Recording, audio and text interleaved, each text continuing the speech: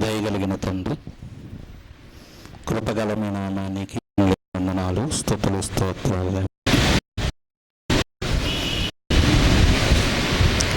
ఇంతవరకు మీ కుమారుడిని నిలబెట్టిన తండ్రి, సువార్తను గూర్చిన సంగతులను మేము తెలుసుకోవాలంటే అపోస్తుల కార్యముల గ్రంథం చదవాలని గత వారం తెలియచేసిన విధానమును బట్టి వారు మనస్కరించి ఆ గ్రంథమును ధ్యానించి కొన్ని సంగతులను తెలియజేసిన విధానమును బట్టి తండ్రి కృతజ్ఞతాస్తుతులు దేవ. మా భక్తి మనుషుల జ్ఞానం మన పైన ఆధారపడక అని అపోస్తుడైన పౌలు గారు రాయించారు.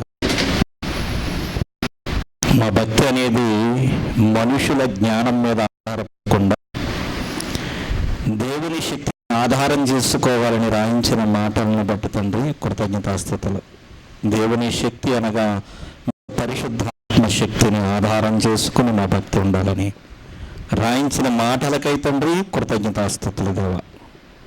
అట్టి బలము కలిగిన వారిగా, మీ యొక్క ఆత్మశక్తి కలిగిన వారిగా మీ మాటలు అనేకులకు ప్రచురిస్తూ క్రీస్తును గూర్చిన సాక్ష్యము ఈ లోకంలో తెలియజేయడానికి తండ్రి,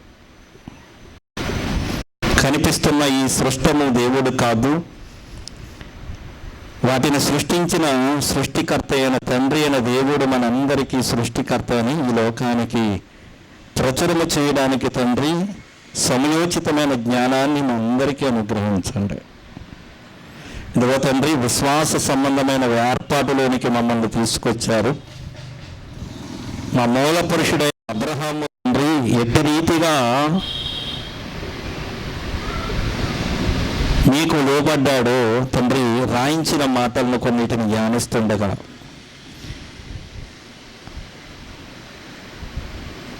అబ్రాహాముగా ఉన్నప్పుడు తండ్రి ఆయన మీ మాటకు లోబడి మీ పైన విశ్వాసం ఉంచి ఎట్టి రీతిగా నీతిమంతుడుగా తీర్చబడ్డారు, ఆ సంగతులను కొన్నిటిని నేర్చుకునడానికి తండ్రి నిలబడి ఉండగా మీకు ఆత్మశక్తిని మా అందరికీ అనుగ్రహించి మా నోట మీ మాటలుంచి మీరే మహిమ పొందమని, ఆ మాటలు మాకు ఆశీర్వాదకరంగా ఉండేలాగున దీవించి ఆశీర్వదించమని మీ ప్రియకుమారుడు మా రక్షకుడు ప్రభువైన యేసుక్రీస్తు వారి నామంలో ప్రార్థన అడిగి వేడుకుంటున్నాను పరమ తండ్రి, ఆమేన్.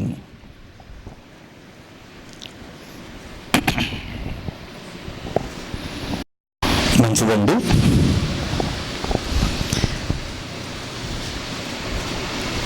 అపోస్తులుడైన పౌలు గారు ఒక చక్కటి సంగతిని తెలియచేస్తాడు. అదేమిటి అంటే మన భక్తిని మనుషుల జ్ఞానమును ఆధారము చేసుకోకూడదు అని చెబుతాడు. ఎవరు అంటే దేవుని శక్తిని ఆధారం చేసుకోవాలని చెప్తున్నాడు. దేవుని శక్తిని ఎప్పుడైతే ఆధారం చేసుకున్నావో దేవుడు ప్రతి సంగతిని అబ్రహాముకి ఎలాగైతే తెలియజేశాడో అలాగ నీకు నాకు తెలియజేస్తాడు. దేవునికి వ్యత్యాసం ఉండదు, మనుషులకైతే వ్యత్యాసం ఉంటుంది. ఇటు డబ్బు లేనివాడు, కులం ఉన్నవాడు, కులం లేనివాడు, రంగు ఉన్నవాడు, రంగు లేనివాడు, లేక తెలివి ఉన్నవాడు, తెలివి లేనివాడు అని ఆలోచనలు ఉంటాయి మనుషులకు. కానీ దేవునికి అలాంటి విధానం ఉండదు.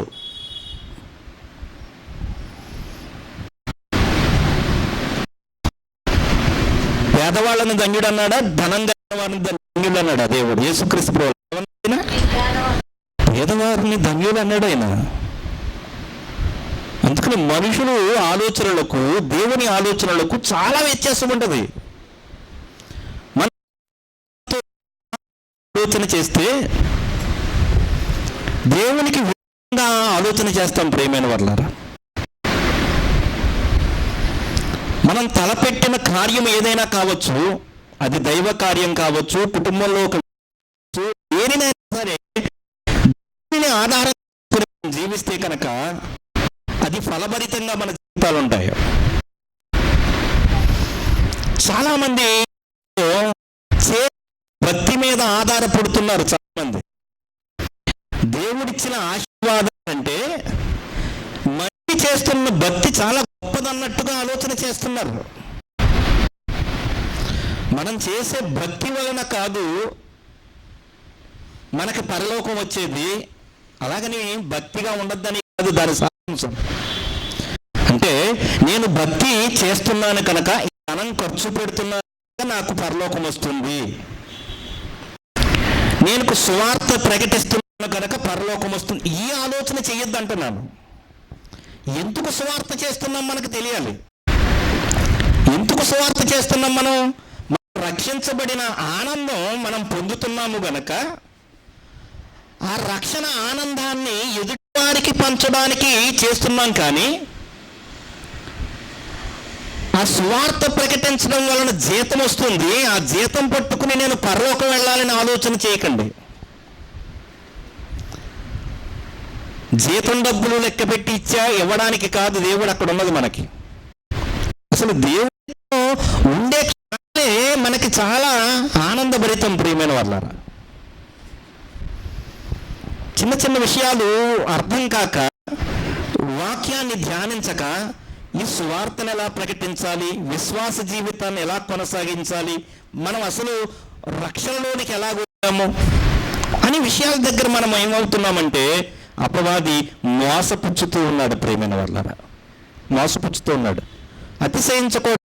భూమి మీద ఎవరైనా అతిశయిస్తే దేనిని బట్టి అతిశయించాలట? కృప చూపిస్తున్న దేవునిని బట్టే.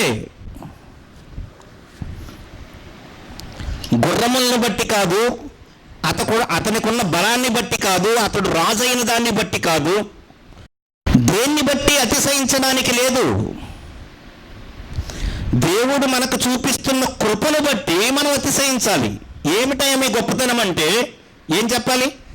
యేసుక్రీస్తు ద్వారా మేము రక్షణ పొందాము. ఆయన ఈ లోకానికి యేసుక్రీస్తు వచ్చి ఉండకపోతే నేను నీతిమంతుడిగా అయ్యి ఉండేవాడిని కాను అని చెప్పగలగాలి సాక్ష్యం.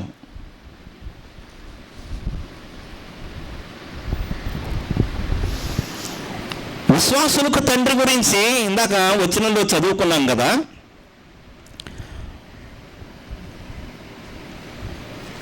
ఒకసారి తీయండి, రోమీలకు రాసిన పత్రిక 4వ అధ్యాయం.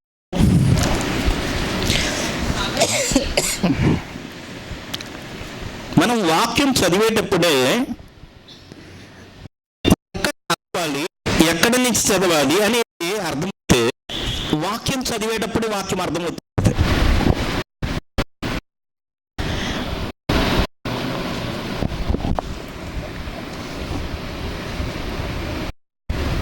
రోమాపత్రిక కానివ్వండి, గలతీ పత్రిక కానివ్వండి, అపోస్తలుడైన పౌలు గారికి తగిన దెబ్బ ఏమిటి అంటే మొట్టమొదటిగా మారిన వారు అంటే యూదులు మారారు క్రైస్తవులుగా. కానీ క్రైస్తవులుగా మొట్టమొదట పిలువబడిన సంఘం ఏది? అంతియోకియాలో ఉన్న సంఘం పిలువబడింది. అన్యజనులే ముందుగా క్రైస్తవులుగా పిలువబడ్డారు.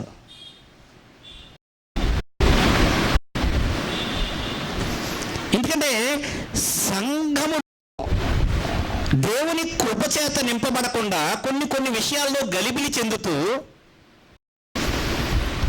బాప్తీసం తీసుకున్న వారు మళ్ళీ మీరు సున్నతి చేయించుకోవాలనే కార్యక్రమాలను తీసుకొస్తున్నారు సంఘాల్లో. అప్పుడు వారిని మార్చడానికి చాలా తలపోటైపోయింది అపోస్తలుడైన పౌలు గారికి. అపోస్తలుల కార్యాలు మనం చదివితే ఆ విషయాలన్నీ అర్థమవుతాయి. 10వ అధ్యాయం వచ్చేదాకా కూడా అన్యజనులు ఎంటర్ లేదు.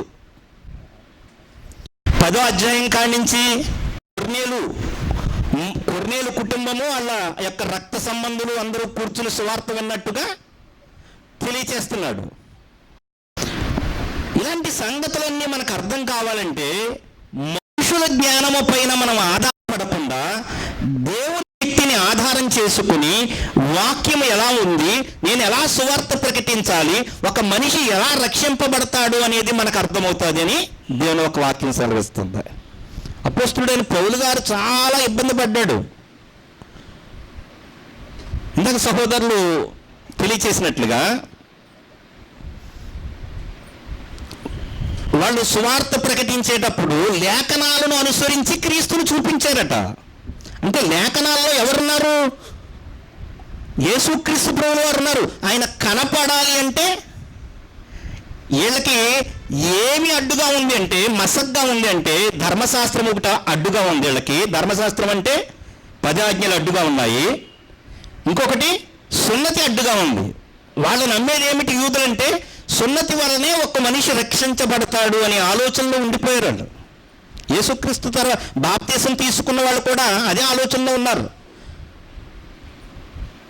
క్రైస్తవులుగా నూతనంగా ఎవరైతే వచ్చారో క్రీస్తులోనికి, యూదులు కాకుండా, వారిని కూడా మీరు బాప్తీసం తీసుకుంటే సరిపోదు, సున్నతి పొందాలని చెబుతున్నారు. అపోస్తల కార్యాలు చదివితే మనకు అర్థమవుతుంది. అందుకనే గలతీయులకు రాసిన పత్రికలో, రోమీలకు రాసిన పత్రికలో ఆ సంగతులను ఎత్తుకుంటూ మాట్లాడతాడు పౌలు. దేనివల్ల మీరు ప్రారంభించారు? మొట్టమొదటగా ఆత్మానుసారంగానా? ఎలా ప్రారంభించారు అంటాడు గలతీ పత్రికలో. ఇక్కడ మనం చూస్తే కనుక అధ్యాయము రోమీలకు రాసిన పత్రిక చూసుకుంటూ వెళదాం. మొట్టమొదటి వచనం, కాబట్టి శరీర విషయమై మన మూల పురుషులకు అబ్రహామునకు ఏమి దొరికినని అందుము. అబ్రహాము క్రియల మూలముగా నీతిమంతుడని తీర్చబడిన ఎడల అతనికి అతిశయ కారణము కలుగును గాని అది దేవుని ఎదుట కలుగదు. ఏదో దేవునికి అర్పించాడని కాదు అతన్ని నీతిమంతుడిగా తీరుస్తా. బలిపీఠాలు కట్టాడని కాదు, ఇస్సాకును బలి కాదు నీతిమంతుడిగా చేసింది. అబ్రహాము చరిత్ర మనం ధ్యానిస్తే అర్థమవుతుంది.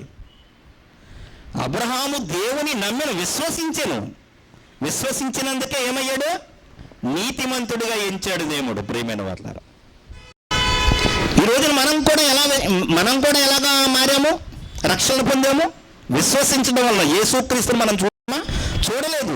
సువార్త ఎవరో ప్రకటిస్తే యేసుక్రీస్తు మీ పాపంలో కొరకు మరణించాడని తెలియచేస్తే ఆ మాటను విని విశ్వసించి మనం రక్షణ పొందాం. ప్రియమైన వారులారా, అబ్రహాము సువార్త ప్రకటించబడింది ముందు. ఆయన ఉన్న దేశము నుండి బయటికి తీసుకురావడానికి సువార్త ప్రకటించినట్లుగా మనం ఆలోచన చేయొచ్చు. ఆదికాండం 12వ అధ్యాయంలో ఒకసారి చూద్దాం.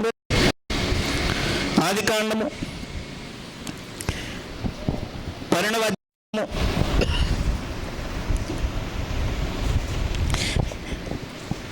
మొట్టమొదటి వచనం చూడండి. యెహోవా నీవు లేచి నీ దేశము నుండి, నీ బంధువుల యొద్ద నుండి, నీ తండ్రి ఇంట నుండి బయలుదేరి దేశమునకు వెళ్ళుము. గొప్ప జనంగా చేస్తా, కదిలిరా. బంధుమిత్రుల దగ్గర ఉంటే నీకు ఆశీర్వాదం రాదు. ఎందుకంటే అక్కడ పరిస్థితి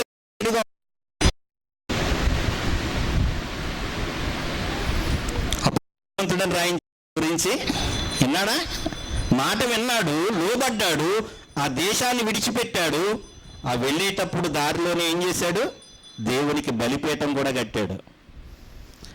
దేవునికి బలిపీఠం కట్టినప్పుడు అతన్ని నీతిమంతుడిగా ఎంచలేదు. 15వ అధ్యాయం మనం చూద్దాం. చాలాసార్లు అబ్రహాం గారికి దేవుని యొక్క వాక్యం వచ్చినట్లు మనం చూస్తాం. జరిగిన తరువాత అబ్రహామునకు దర్శనమందు వచ్చి, అబ్రహమా భయపడకుము, నేను చేయడము అత్యధికమని చెప్పాను. అందుకు అబ్రాము, ఇంకా పేరు మారలేదు, దీనికి పేరు మారిందా? మారలేదు. ఇంకా అబ్రాము ప్రభు అయిన యెహోవా నాకేమి ఇచ్చిననేమి. అందుకు అబ్రహాం గారు అంటున్నాడు, ఏమంటున్నాడు? ప్రభు అయిన యెహోవా నాకు ఏమి ఇస్తే ప్రయోజనం ఏంటయ్యా? ఎంతో ఆస్తి ఉంది, ఎంతోమంది గొర్రెల కాపురులు ఉన్నారు నా దగ్గర, గుమస్తాలు ఉన్నారు, అంతా ఏం చేస్తుంది? అసలైన ఫలం లేదు నా దగ్గర, బాధపడుతున్నాడు. నాకేమి ఇచ్చిననేమి, నేను సంతానము లేని వాడనై పోచున్నానే, దమస్కు ఎలియాజరే నా ఇంటి ఆస్తికర్తయగును. మరియు అబ్రాము ఇదిగో లేదు గనుక నా పరిచయములో ఒకడు నాకు అని చెప్పాను. ఎవరితో చెప్తున్నాడు? దేవునితో చెప్తున్నాడు. దేవుడు ఏం చెప్పాడు? ఆకాశ నక్షత్రముల వలె నీకు సంతానాన్ని ఇస్తాను. అంత చరిత్ర చెప్పేశాడు ముందు. మనం కూడా ఇలాగే ఉంటుందండి జీవితం. ఎందుకంటే శరీరంలో ఉన్నాం కదా, కొన్ని సార్లు ప్రశ్నించినట్లుగా మనం ఆలోచన చేస్తూ ఉన్నాం. నేను చేస్తున్న భక్తి బాగుంది, నేను చాలా నీతిగా ఉన్నాను, కానీ దేవుడు పెడుతున్నాడు, లేక దేవుడు లేకపోతున్నానని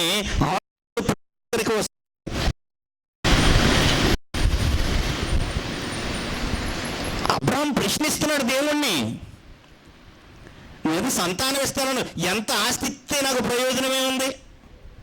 ఒక ఉండిపోయింది నా జీవితంలో, దానికి వారసుడు లేడు. నువ్వు ఇచ్చిన ఆస్తి అంతటిని ఎలియాజరుకి ఇవ్వాలా? నేను నా పరివారంలో ఎవరికైనా ఇవ్వాలా? దేనికి ఇచ్చావు ఈ ఆస్తి అంతా అని దేవుణ్ణే ప్రశ్నించేవాడిగా కనబడుతున్నాడు ప్రియమైన వాళ్ళారా. అప్పుడేమంటున్నాడు చూడండి ఆయన, యెహోవా వాక్యము అతని యొద్దకు వచ్చి, ఇతడు నీకు వారసుడు కాడు, నీ వాసమున పుట్టబోచున్నవాడు నీకు వారసుడగునని చెప్పాను. ముందు కదా, నీ గర్భవాసము నుండి అనేక రాజులను తీసుకొస్తానని చెప్పాడు ఆయన. నమ్మే కదా ఆ దేశం పెట్టి వచ్చాడు, నమ్మే కదా బలిపీఠాన కట్టాడు. కానీ ఆ కార్యము జరగడం లేట్ అయ్యేసరికి అతని హృదయంలో ఉన్న ఆవేదనను దేవుని చెప్పుకుంటున్నాడు. ప్రేమైన వల్ల ఆస్తి ఇచ్చేవి నాకు ప్రయోజనమేమో, ఆస్తి ప్రయోజనమేమో, ఈ ఆస్తికి వారసుడు లేడు. ఆయన చెబుతున్నాడు, నీ వాసము నుండి తీసుకొస్తాను అని చెబుతున్నాడు.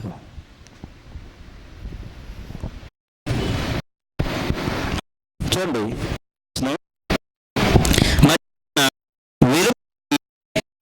తీసుకుని వచ్చి నీవు ఆకాశము వైపు తేరి చూచి నక్షత్రములను లెక్కించుటకు నీ చేతనైతే లెక్కించుమని చెప్పి నీ గౌనని చెప్పాను. బయటికి తీసుకొచ్చాడట. బయటికి తీసుకొచ్చి నక్షత్రం పైకి చూపించాడు దేవుడు.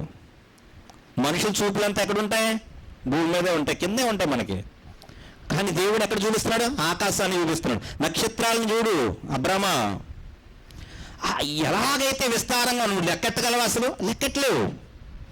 అలాంటి జనాంగాన్ని నీకు ఇస్తాను, ఇవ్వబోతున్నాను అని నీలో నుంచి రాబోతున్నారు వీరందరూని చెబుతున్నాడు. ప్రేమైన వాళ్ళారా, చెబుతున్నప్పుడు ఏం చెప్పాడు చూడండి, నక్షత్రములు లెక్కించుటకు నీ చేతనైతే లెక్కించమని చెప్పి నీ సంతానము అలాగునగునని చెప్పెను. అతడు యెహోవాను నమ్మెను. నమ్మాడా? నమ్మాడు. అప్పుడు ఇక్కడ రాయించాడు యెహోవాను నమ్మెను అని, ఇక్కడ రాయించాడు పాయింట్. ఆయన అది అతనికి నీతిగా కదండి. భార్యాభర్తలు ఇద్దరు నమ్మారు. నమ్మాక శారమ్మ ఏం చేసింది? లేట్ అయ్యేసరికి హాగరు వెళ్ళమని చెప్పింది అబ్రాహాముని. అంటే మనుషుల యొక్క ఆలోచనలు, విశ్వాస సంబంధమైన జీవితాలు ఎలా ఉండాలి అంటే, దేవుడు ఈ కార్యం చేస్తాడు అని మనకు చెప్పినప్పుడు ఆ కార్యం తప్పనిసరిగా చేస్తాడని నమ్మాలి. మనకు నమ్మినప్పుడే, విశ్వసించినప్పుడే అది కార్యం జరుగుతుంది ప్రేమైన వాళ్ళ. అది లేట్ అవుతుందంటే దేవుడు చేయబోతున్న కార్యాలు ఒక్కొక్కసారి లేట్ అవుతాయి, పరీక్షిస్తూ ఉంటాడు మన జీవితాల్లో కూడా.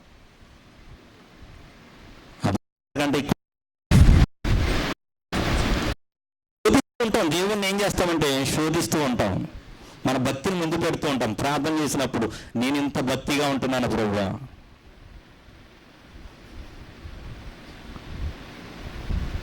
అనే ఆలోచనలు మనం చేయకూడదు ప్రియమైన వాళ్ళ. విశ్వాస ఆయన పిలిచినప్పుడు సువార్తకు లోబడి ఆ యొక్క దేశాన్ని విడిచిపెట్టి వచ్చినట్లుగా మనం చూస్తున్నాము. ఆయన మళ్ళీ రెండవసారి ఆయన మళ్ళీ ప్రత్యక్షమైనప్పుడు ఆకాశ నక్షత్రాన్ని మళ్ళీ చూపించి నీకు ఇవ్వబోతున్నాను పిల్లలను అంటున్నప్పుడు నమ్మినట్లుగా ఉన్నాడు. మళ్ళీ శారమ్మ దగ్గరికి వెళ్ళినప్పుడు, మరి శారమ్మ హాగరు దగ్గరికి వెళ్ళమన్నప్పుడు ఏం సమాధానం చెప్పాలి? అసలు అబ్రాహాం గారు నిజంగా చెప్పాలంటే ఏం చెప్పాలి? మనం తొందరపడకూడదు, దేవుడు పిల్లల్ని ఇస్తానన్నాడు, ఆయనకు అసాధ్యమైనదంటూ ఏదీ లేదు. నవ్వుకుందా లేదా? శారమ్మ ఏమనుకుంది? నవ్వుకుందా? నేను వయసు అయిపోయిన దాన్ని, ఒడిగిపోయిన దాన్ని, నా గర్భంలో నుంచి పిల్లలు రావడం ఏంటని ఆలోచన చేస్తుంది ఆవిడ, నవ్వుకుంది. దేవుని కార్యాలు నవ్వుకునేటట్లుగానే ఉంటాయి ప్రియమైన వాళ్ళారా, ఆశ్చర్యంగా ఉంటాయి. విశ్వాసుల జీవితాలు ఎలా ఉండాలంటే, ఏది విశ్వాసమో, ఏది మంచిదో, ఏది చెడ్డదో మనకు తెలియాలి. ఎందుకంటే దేవుడు 66 పుస్తకాలను మనకి ఇచ్చాడు. మన న్యూస్ ఛానల్లో చూశాను మొన్న, ఎవరో ఒక కుమారుడు చనిపోతే 4 రోజులు బాడీని ఇంట్లో ఉంచుకున్నారట, ప్రార్థన చేస్తున్నారట. చుట్టుపక్కల వాళ్ళందరూ గలిబిలి గొడవ చేస్తున్నా సరే కన్నం చేయడానికి తీసుకెళ్ళట్లేదట. సరైన విశ్వాసమేనది? సరైన విశ్వాసం కాదు. వాళ్ళు ఆలోచన చేసేది ఏంటంటే ఈ జీవితం కోసం ఆలోచన చేస్తున్నారు. అంటే యేసుక్రీస్తు భూమి మీద చనిపోయే వారిని కదా, అపోస్తలులను లేపారు కదా, మనం కూడా విశ్వాసం లెగుస్తాడు అని ఉన్నారు.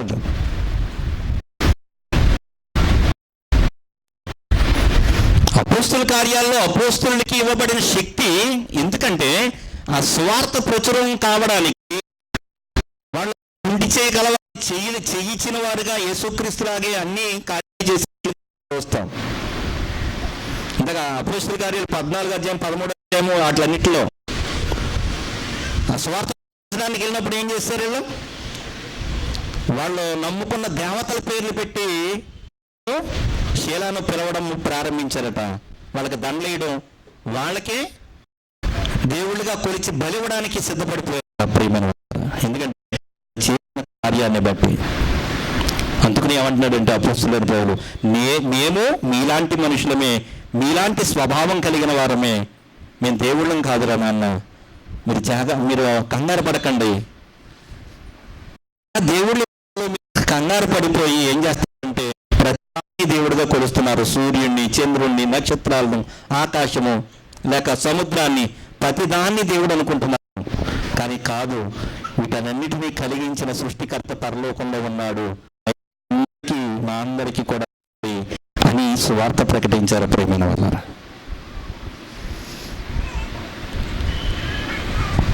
మనకున్న సమస్యను బట్టి మనం ఏం ఆలోచన చేస్తామంటే దేవుడు కార్యం చేయడానికి ఆలోచన మీద ఉంటాం ప్రియమైన వాళ్ళారా. విశ్వాసంలోంచి తొలగిపోతూ ఉంటాం. ప్రార్థన చేసే వాళ్ళం కూడా ఏం చేస్తామంటే ఒక్కొక్కసారి ప్రార్థన చేయడం మానేస్తాం. అబ్రహాము గారిని దేవుడు ఎలా నీతిమంతుడిగా ఎంచుకున్నాడంటే, నిన్ను నమ్మాడు, నీతిమంతుడిగా ఎంచాడు. బలిపీఠం కట్టినందుకు కాదు, ఇస్సాకును బలిచ్చినందుకు కాదు. అందుకనే ఇందాక రోమాపత్రికలో మాట రాయించింది, రాసిన పత్రిక ఉన్నారండి.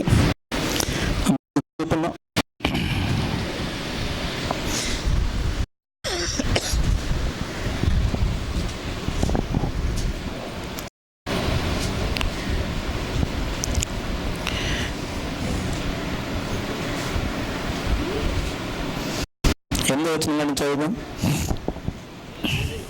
ప్రభువు చేత నిర్దోషిన వాడు ధన్యుడు, ఈ సున్నతిగా లేని వాడిని గురించి చెప్పబడినదా కూడా చెప్పబడినదా. అబ్రహాము యొక్క విశ్వాస అతనికి నీతి అని ఎంచబడిను. అబ్రహాం నీతిమంతుడు ఎలా ఎంచబడ్డాడు? చున్నాము కదా. ఇది అది ఏ స్థితి యందు సున్నతి జరిగిన తర్వాత, సున్నతి జరగకముందా? సున్నతి జరగలేదు. సున్నతి జరగకముందే అబ్రహాము నీతిమంతుడు ఎంచుకున్నాడు. సున్నతి కలిగి ఉన్నప్పుడా, సున్నతి లేనప్పుడా? సున్నతి కలిగి ఉండినప్పుడు కాదు, సున్నతి లేనప్పుడే నీతిమంతుడిగా ఎంచాడు. కానీ యూదులు ఎలా ఎంచుకుంటున్నారు? సున్నతి ఉంటేనే మేము నీతిమంతులు అనుకుంటున్నారు. సున్నతి అనేది హృదయ సంబంధమైనదని దేవుడు చెప్పాడు, వాళ్ళకి అర్థం కాలేదు. శరీర సంబంధమైన సున్నతి గురించి వాళ్ళు ఆలోచన చేస్తున్నారు. రక్షణ అనేది హృదయ సంబంధమైంది. యేసుక్రీస్తుని అంగీకరించడం అనేది హృదయంలో జరగాలి. ద్వితీయోపదేశకాండంలో దేవుడు చక్కటి మాటలు వాళ్ళకి తెలియజేశాడు. ప్రియమైన వాళ్ళ ద్వితీయోపదేశకాండము 10వ అధ్యాయము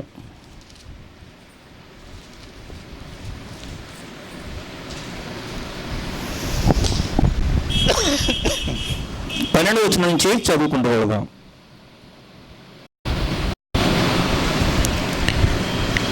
ద్వితీయోపదేశకాండము 10వ అధ్యాయము 12వ వచనం నుంచి.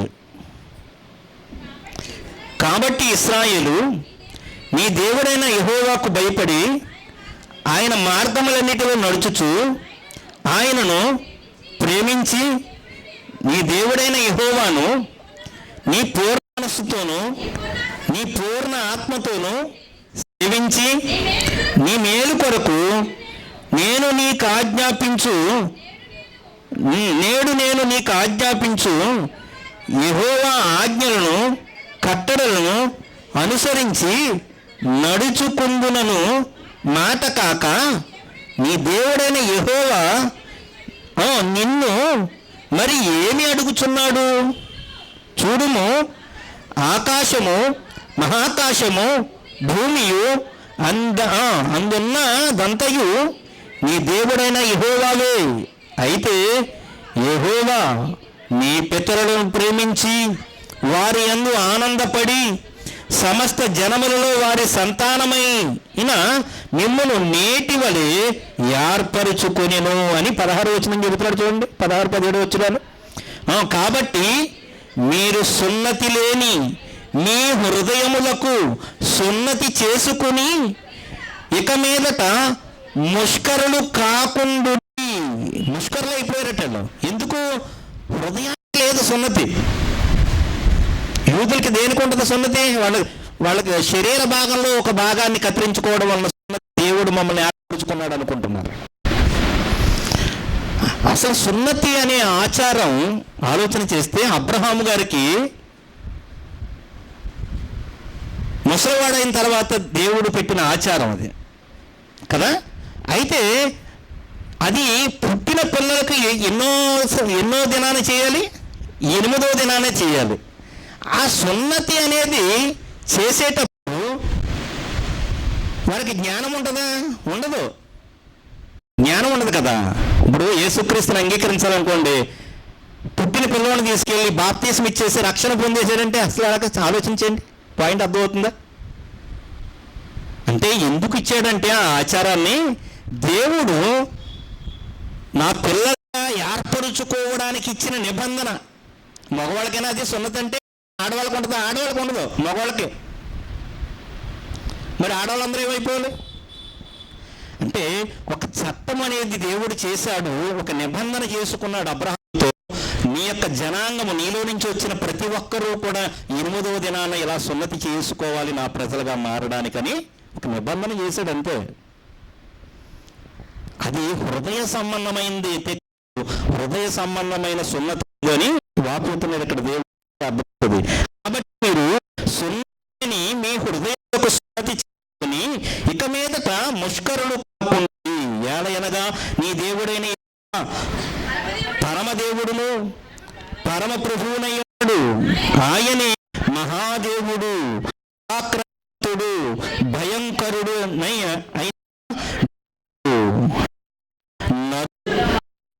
నరుల ముఖమును లక్ష్య పెట్టి ఈ ముఖాలు చూసి గొప్పోళ్ళని మీరేం ఫీల్ అయిపోతున్నారమ్మా. హృదయాలు, మీ హృదయాలకు సమ్మతి లేదు అంటే హృదయము చెడుతో నిండిపోయి ఉన్నది. మేము సున్నతి చేయబడిన వారము, మేము గొప్ప దేవుని చేస్తున్నారు. ఇరిమియా గ్రంథంలో ఒక మాట చూద్దాం. ఇరిమియా గ్రంథము 9వ అధ్యాయం.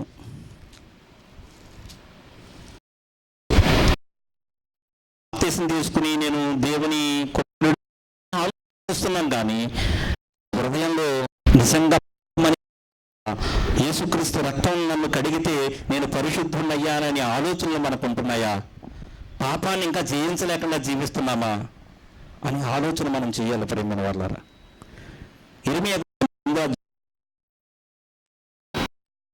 వచనాలు చూద్దాం.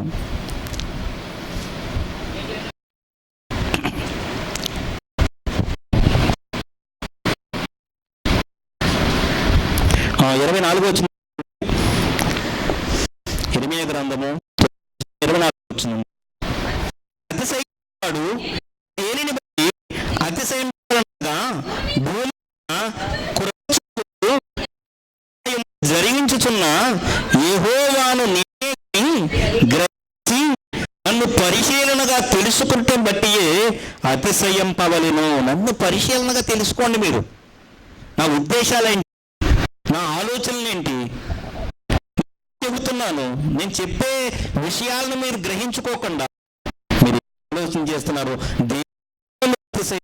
నాయందు అతిశయం, భూమి చూస్తున్న దేవుడు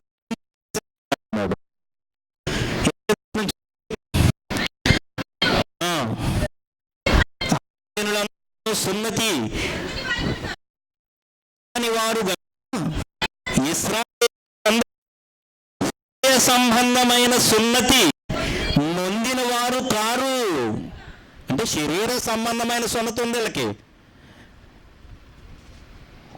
ఎవరిలో అన్యజనుల గురించి మాట్లాడాడు ముందు. అన్యజనులందరూ సున్నతి పొందని వారు గనక ఇశ్రాయేలీయులందరూ హృదయ సంబంధమైన పొందిన వారు కారు. సున్నతి పొంది సున్నతి లేని వారి ముందు ఐగుప్తులను, యూదా వారిని, ఎదోమీయులను, అమ్మోరీయులను, మోయాబులను ప్రక్కలను కత్తిరించుకొని అరణ్య నివాసులైన అడ్డం కత్తిరించేసుకో. ఇశ్రాయేలు ఏం చేయకూడదు, వాళ్ళకి అరణ్యంలో ఉన్నారంటే వాళ్ళు ఏం చేశారు? గడ్డాలు కత్తిరించేసుకున్నారు. అంటే సంబంధంగా, హృదయ సంబంధంగా వీరికి ఏం దేవుని ఆత్మను నెరవేర్చి చేస్తున్నారంటే తప్పిపోతారు ప్రేమను వాళ్ళ. అందుకు కాబట్టి అన్యజనులాగైతే సున్నతి లేక వాళ్ళు శిక్ష తెచ్చుకుంటున్నారు, మీరు హృదయ సంబంధమైన సున్నతి మీకు లేకపోవడం వలన మీరు అరణ్యంలో ఏవైతే కార్యాలు చేయకూడదో, నేనే కృప చూపించే దేవుణ్ణని తెలుసుకోకుండా అన్య దేవతల తప్పు మీరు తిరుగుతున్నారో దానిని బట్టి మీకు శిక్షలు వస్తాయని చెబుతున్నాడు అక్కడ ప్రేమైన వాళ్ళ. శిక్షించేదను అంటున్నాడు. అరణ్య నివాసులైన వారందరినీ నేను శిక్షించేదను, ఇదే యెహోవా వాక్కు.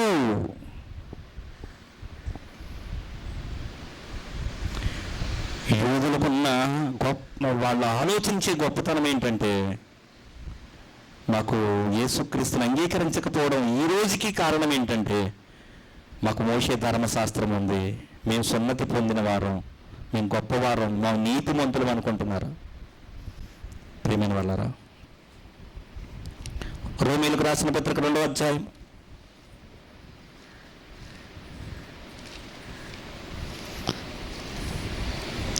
రక్షణ పొందేవారు చాలా జాగ్రత్తగా ఈ యొక్క విషయాలను ఆలోచన చేయాలి. ఒక మనిషి రక్షణ పొందాలంటే చాలామంది ఏం ఆలోచన చేస్తున్నారు?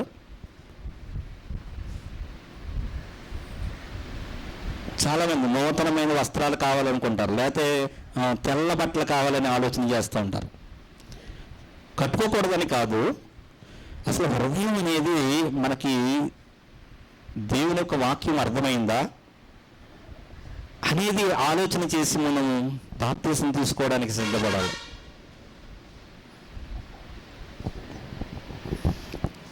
రోమీలకు రాసిన పత్రిక 2వ అధ్యాయము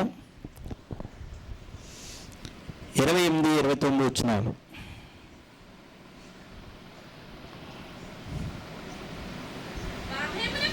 బాహ్యమునకు అంటే శరీరం, అంటే కనిపించేదాన్ని బట్టి, బాహ్యమునకు యూదుడైన వాడు యూదుడు కాడు అంటే బాహ్యంగా ఒక అంగీ వేసుకోవచ్చు.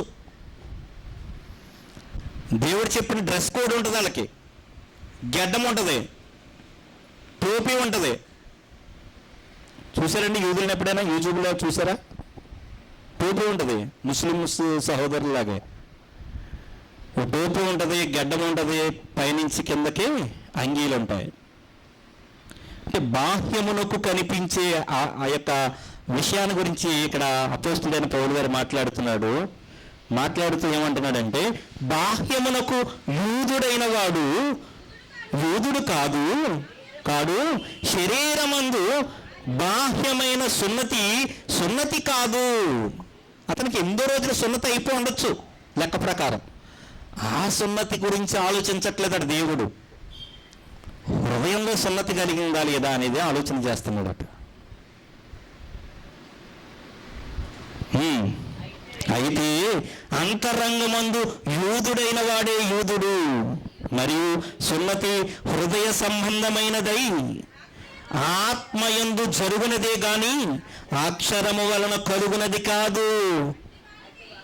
అట్టివానికి మెప్పు మనుషుల వలన కలుగదు. ఆత్మ సంబంధమైన సున్నతి ఉన్నవాడికి మనుషుల వలన మెప్పు కలగకపోవచ్చు. బాహ్యమైన సున్నతి కలిగిన వాడికి మనుషుల వల్ల మెప్పు ఉంటుంది. మంచి డ్రెస్ వేసుకుంటున్నాడు, టోపీ పెట్టుకుంటున్నాడు, 3 పూట్ల ఏం చేస్తున్నాడు? దేవునికి ప్రార్థన చేస్తున్నాడు, చాలా భక్తి చేస్తున్నాడు అనే విషయం మనుషులు మెప్పు పొందొచ్చు. కానీ బాహ్యానికి అలా ఉన్నవాడికి అలా ఆలోచన చేస్తారేమో. వీళ్ళకైతే మనుషులు మెప్పు ఉండదట. అంటే హృదయంలో ఏముంటుంది? హృదయంలో శుద్ధి కలిగిన వాడికి మనుషుల వలన మెప్పు లేకపోవచ్చు, దేవుని వలన మెప్పు ఉంటుంది. అంటే హృదయంలో కలిగిన మార్పు మనుషులకి ఈ డ్రెస్ కోడ్ వలన తెలుస్తుంది, కానీ డ్రెస్ లేకపోతే ఏమవుతుంది? ఇది మారలేదని అనుకుంటారు. అందుకని ఈ రోమపత్రిక 10వ అధ్యాయంలో ఒక మాట చెబుతున్నాడు, ముందు ఏం జరగాలి అనేది చెబుతున్నాడు. ప్రియమైన వాళ్ళను, అబ్రహాం గారు కూడా సున్నతి జరిగే ముందే నీతిమంతుడిగా ఎంచబడ్డాడు. ఎంచబడిన తర్వాతే దేవుడు నిబంధన చేసుకుని అతనితో సున్నతి చేయించమని చెప్పాడు. అది నిత్య నిబంధనగా ఉంచాడు ఆయనకి. రోమీలకు రాసిన పత్రిక 10వ అధ్యాయము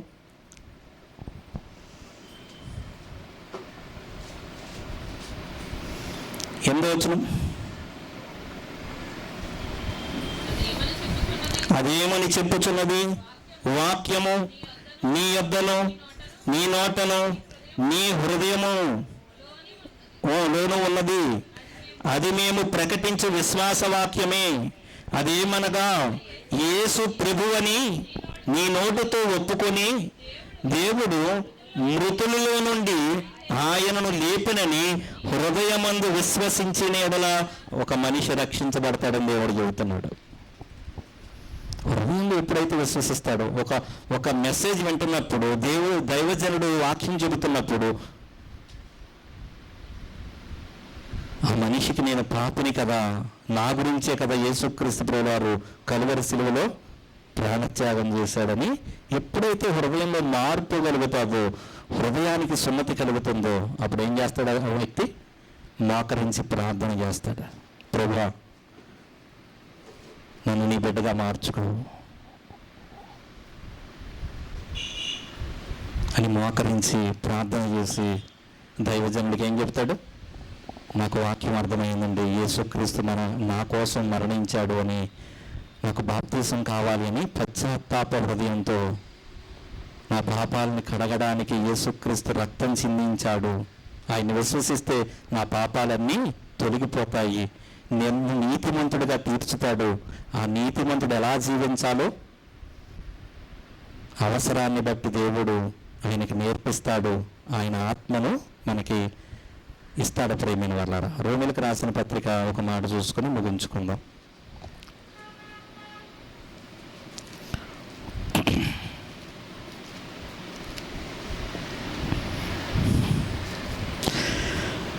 సారీ, గలతీయులకు రాసిన పత్రిక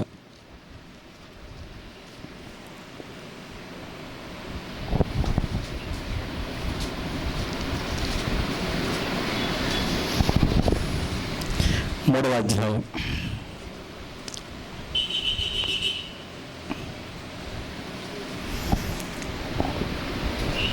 1వ వచనం నుంచి చదువుకుంటూ ఉన్నాం. గలతీ పత్రిక 3వ అధ్యాయము. ఓ అవివేకులైన గలతీయులారా, మిమ్మల్ని ఎవడు భ్రమపెట్టినో, సిలువ వేయబడిన వాడైనట్టుగా యేసుక్రీస్తు మీ కన్నుల ఎదుట ప్రదర్శింపబడిన కదా. అంటే చూసిన వారి గురించి మాట్లాడుతున్నాడు, ఇశ్రాయేలీల గురించి, యూదుల గురించి మాట్లాడుతున్నాడు. చూశారు కదా మీరు, ప్రదర్శించబడినట్టు సినిమా చూసినట్టు చూశారు కదా యేసుక్రీస్తుని సిలువేస్తుంటే అని మాట్లాడుతున్నాడు. మాట్లాడుతూ యేసుక్రీస్తు మీ కన్నుల ఎదుట ప్రదర్శింపబడిన కదా, ఇది మాత్రమే మీ వలన తెలుసుకొనగోరుచున్నాను. ధర్మశాస్త్ర సంబంధ క్రియల వలన ఆత్మను పొందితిరా, లేక విశ్వాసముతో వినుట వలన పొందితిరా? ఆత్మను ఎలా పొందుకున్నారు? దేవుని పరిశుద్ధాత్మను ఎలా పొందుకున్నారు మీరు? విశ్వాసం వలన పొందుకున్నారా? ధర్మశాస్త్ర సంబంధమైన క్రియల వలన పొందుకున్నారా? మీరు ఎలా పొందుకుంటామండి? పరిశుద్ధాత్మను ఎలా పొందుకుంటాం? దేవుడు ఎవరైతే ఉచితంగా నీతిమంతులుగా తీర్చిదిద్దుతున్నాడో వారందరికీ ముద్రగా వేస్తున్నాడు, వారందరికీ బహుమానంగా అనుగ్రహిస్తున్నాడట. బహుమానంగా అనుగ్రహిస్తున్నాడు. ఈ అధ్యాయాలన్నీ మనం చదివితే అసలు పౌలు గారు ఎందుకు ఇలా మాట్లాడుతున్నాడు, ఎందుకు ఆవేదన చెందుతున్నాడు అనే విషయాలు మనకు అర్థమవుతాయి. ప్రియమైన వాళ్ళ 13వ వచనం.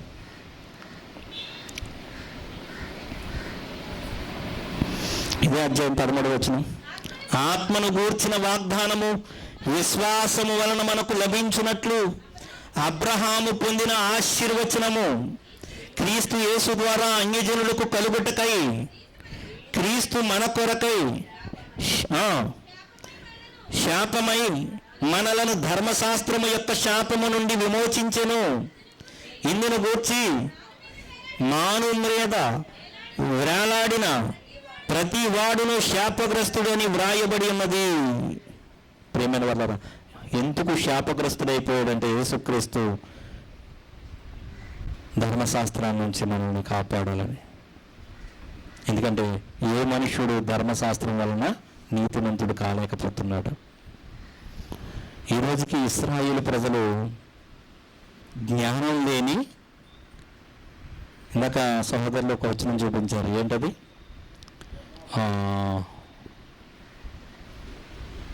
మనుషులు కల్పించుకున్న పద్ధతుల ప్రకారం దేవుణ్ణి ఆరాధిస్తున్నారట. వారి హృదయం ఎలా ఉందట? వారి హృదయం దేవునికి దూరంగా ఉందట. ఇశ్రాయేలీయులైన వారు, యూదులైన వారు నేడు దేవుణ్ణి ఆరాధిస్తున్నారు. కానీ ఆరాధించే పద్ధతి సమరయ స్త్రీతో దేవుడు మాట్లాడాడు. సమరయ స్త్రీతో యేసుక్రీస్తు ప్రభువారు మాట్లాడారు. ఆత్మతో సత్యముతో ఆరాధించాలి, ఆచారాలతో కాదు. శరీర సంబంధమైన ఆచారాలతో దేవుని ఆరాధించడం కాదు. నేడు ఆత్మతో సత్యముతో ఒక మనిషి ఆరాధించడం. ఈ స్థలానికి వస్తున్నాం కదా, అందరూ వస్తున్నారు కదా. రక్షణ పొందిన వారికి పొందిన వారికి వ్యత్యాసం ఏంటంటే, రక్షణ పొందిన వారు ఆత్మ లేకుండా ఆరాధిస్తున్నారు. సత్యవాక్యమును వింటున్నారు, వాళ్ళ ఆరాధనలో పాలు పంపులు పొందుతున్నారు. కానీ ఆ ఆరాధన ఫలితం వారికి లభించాలంటే, లేక యేసుక్రీస్తు శరీరాన్ని వాళ్ళు తీసుకోవాలంటే రక్షణ పొందితే వాళ్ళు తప్పనిసరిగా. రక్షణ పొందిన వారికి ఇంకా దుష్టుడి చేతుల వారు ఉన్నట్టే, కీడులో ఉన్నట్టే. ఇంకా వాక్యం అర్థమైతే ఆశీర్వచనంలో లేరు. దేవుని ఆశీర్వాదం ఇంకా పొందుకోలేరు. వాళ్ళు ఎప్పుడు పొందుకుంటారు? ఎప్పుడైతే యేసుక్రీస్తు నా పాపాల గురించి మరణించాడో అని హృదయంలో నిశ్చయత కలుగుతుందో, వారు దేవుని దగ్గర మొరపెడతారో, ఇదిగో నాకు రక్షణ కావాలి అని బాప్తీసం తీసుకుంటారో, అప్పుడే ప్రభు వలలో పాలు పొందడానికి అవకాశం ఉంటుంది. ఎందుకండి అది మనం తయారు చేసుకున్న రొట్టె కదా, మనుషులు తయారు చేసిన ద్రాక్షారసమే కదా, దానిలో ఏముంది అంటే పేతురు గారు అంటున్నాడు. అలాగే యెషయా గ్రంథంలో కూడా తెలియజేస్తున్నాడు, ఆయన మీ పాపాల గురించే కాదు రక్తం చిందించింది, మీ శరీర సంబంధమైన ఆరోగ్యం గురించి కూడా రక్తం చిందించాడు. మీరు శరీరంలో ఆరోగ్యం పొందుకోవాలన్నా, నెమ్మది కావాలి అన్నా, ఏమి కావాలన్నా యేసుక్రీస్తుని అంగీకరించి తీరాలి. యేసుక్రీస్తు దగ్గర రావడం వేరు, వచ్చి మాటలు వింటారు వెళ్ళిపోతారు, రొట్టెలు తింటారు వెళ్ళిపోయేవారు. ప్రయోజనం ఏముంది? ఆయన అంగీకరించితే మేలు పొందుకుంటాం. అబ్రహాము పొందుకున్న ఆశీర్వచనం మనం కూడా పొందుకోవాలంటే, అందుకనే అబ్రహాము ద్వారా ఆశీర్వచనం పొందుకోవాలని యేసుక్రీస్తు ద్వారా మనల్ని ఆశీర్వదించాలని దేవుడు మనల్ని పిలుచుకున్నాడు. అలాంటి ఆశీర్వచనాన్ని మనం పొందుకోవడానికి అనేకమైన దేవుని పరలోకం కొరకు ఎదురు చూస్తూ ఈ జీవితాన్ని జీవించాలి అని దేవుడు మనందరినీ ఇలా రక్షణలోకి నడిపించాడు. ప్రేమైన వాళ్ళ రక్షణలో లేనివాడు ప్రార్థన చేయండి రానున్న రోజుల్లో రక్షణ పొందడానికి. ఎందుకంటే రక్షణ చాలా ప్రాముఖ్యమైనది. ఎందుకంటే ఈరోజే నీ ప్రాణాన్ని అడిగితే నువ్వేం చేస్తావని అంటున్నాడు. కనుక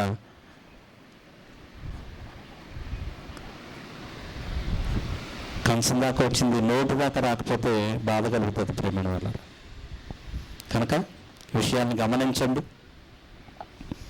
నేను ఇస్తున్న కానుక, లేకపోతే నేను ఏదో చర్చిలో ఏదో చేస్తున్నాను, భోజనాలు పెడుతున్నాను, లేకపోతే వీటన్నిటి వలన ప్రయోజనం లేదు మనకి.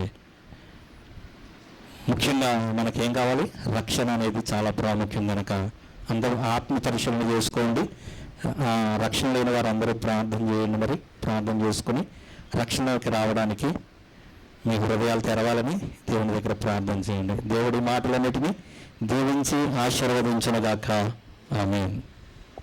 దయగలిగిన తండ్రి, కృపగల మీ నామానికి అనలేని వందనాలు, స్తుతులు, స్తోత్రాలు దేవా.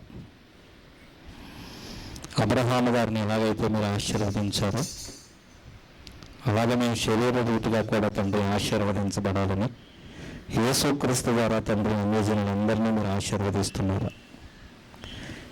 తండ్రి, ఏవైతే మీ కుమారుని ద్వారా ఆశీర్వాదములు ఉన్నదో వాటన్నిటిని పొందుకోవడానికి తండ్రి మమ్మల్ని యోగ్యులుగా చేసినందుకు మీకే స్తుతులు, స్తోత్రాలు.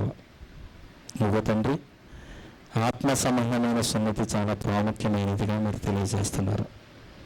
బాహ్యములకు యూదుడైన వాడు యూదుడు కాదు, ఆత్మ సంబంధమైన సున్నతి కలిగిన వాడే యూదుడని తెలియజేస్తున్నారు. అలాగే బాహ్యములకు కనిపించే బాప్తీసం ద్వారా మేము రక్షణ పొందామని ఆలోచన చేస్తున్న మేము మా హృదయము తండ్రి మీకు అనుకూలంగా ఉన్నదా లేదా అనేది ఎవరికి వారిగా పరీక్ష చేసుకుని కృపను ధన్యతను అందరికీ అనుగ్రహించమని తండ్రి. హృదయ సంబంధమైన సున్నతి మేము కూడా పొంది ఉన్నామా లేదా, యేసుక్రీస్తుని రక్షకుడిగా అంగీకరించి బాప్తీసం తీసుకున్నామా లేదా అని ఆత్మ పరిశీలన చేసుకున్న తండ్రి మీ యొక్క ఆశీర్వచనములు మేము పొందుకునేవారిగా తండ్రి, విశ్వాస మూలముగా మీ యొక్క పరిశుద్ధాత్మను పొందుకున్న మేము ఆ పరిశుద్ధాత్మ ద్వారా అనేక సంగతులను మేము తెలుసుకుంటూ మిమ్మల్ని మహింపరిచే బిడ్డలుగా ఉండే భాగ్యం మనం అందరికీ అనుగ్రహించమని మీ ప్రియకుమారుడు రక్షకుడు ప్రభువైన యేసుక్రీస్తు వారి నామంలో ప్రార్థన మనకు అడిగి వేడుకుంటున్నాను పరమ తండ్రి. ఆమేన్.